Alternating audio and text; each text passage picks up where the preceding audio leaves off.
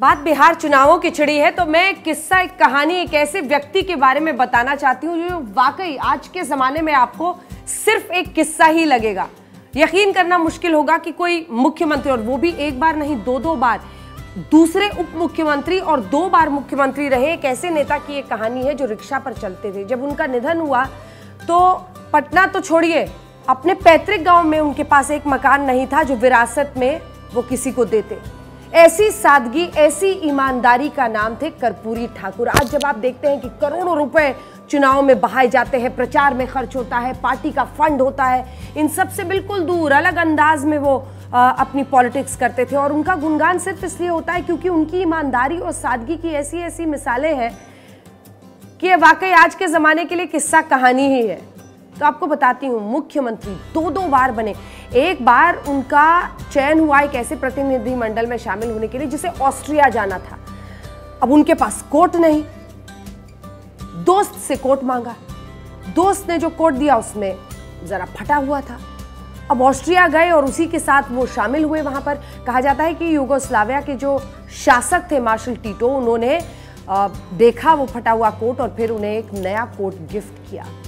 ऐसी सादगी, ऐसा व्यक्तित्व। एक और किस्सा है उनके बारे में कि एक बार उनके पिता का, चूंकि वो पिछड़ी जाति से आते थे, एक बार पिता का अपमान किया। वहां पर जो कुछ दबंग सामंती लोग थे उन्होंने उनके पिता का अपमान किया तो पूरी खबर फैली कि डीएम साहब आ रहे हैं, डीएम साहब आ रहे हैं, उनके घर पे उनके पिता का अपमान कर दिया है, डीएम साहब आ रहे हैं, पुलिस के खिलाफ कार्रवाई करेंगे और इन लोगों के खिलाफ कार्रवाई करेंगे। तो कर्पूरी ठाकुर ने खुद जाके रोका था और कहा कि अगर ये जो पिछड़े लोग हैं इनका अपमान तो रोज होता है, सिर्फ मेरे पिता के खिलाफ अपमान होने पर कार्रवाई क्यों? अगर पुलिस वाकई किसी का अपमान ना होने दे, सख्त कार्रवाई करे तब बात हो। ऐसी सोच, ऐसी ईमानदारी, ऐसा व्यक्तित्व जिसकी वजह से कर्पूरी ठाकुर को अक्रॉस पार्टी जबरदस्त रेफरेंस है। देखिए, जेपी उनके गुरु थे, राम मनोहर लोहिया उनके गुरु थे।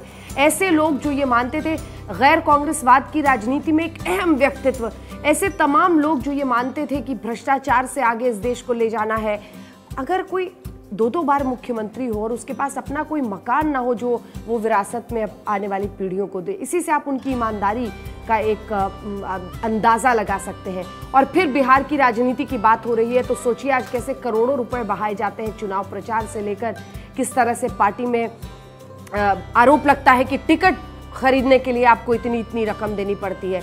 तो एक कर्पूरी ठाकुर का भी दौर था। इसीलिए मैंने शुरू में ही आपको कहा था कि आज किस्सा ही सुनाऊंगी, क्योंकि आप लोगों को ये किस्सा ही लगेगा कि ऐसा भी कोई व्यक्तित्व था, ऐसी भी सोच रखने वाला एक आदमी था जो 2 बार मुख्यमंत्री रहते हुए भी इतनी सादगी से अपनी जिंदगी को जी रहा था कि हर कोई उनकी मिसाल आज भी राजनीति में देता है।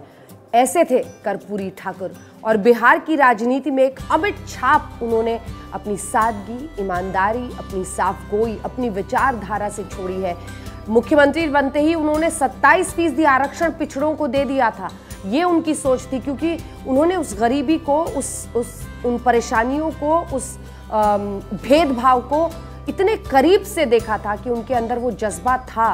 मंडल कमीशन तो बाद में, लेकिन उससे पहले ही उनका ये बदलाव करना बताता है कि उन्होंने सोचा था कि कैसे सबको लेकर आगे बढ़ना है। लेकिन ये अलग बात है कि चाहे ये तमाम कदम नाकाफी ही साबित हुए हैं। आज भी कई बार लगता है कि क्या वाकई जिस बहारे की बात हो रही है वो हो पाया है, नहीं हो पाया है। लेकिन इतना ज़रूर है कि कर्पूरी ठाकुर एक ऐसी मिसाल है जिनको कम से कम हम और आप किस्सा गोई के ही जरिए, बातों के ही जरिए याद जरूर करें, ताकि भ्रष्टाचार मुक्त, ईमानदारी वाली राजनीति की भी पहचान, उसका चेहरा बने कर्पूरी ठाकुर को कोई बिहार की राजनीति में भुला न सके।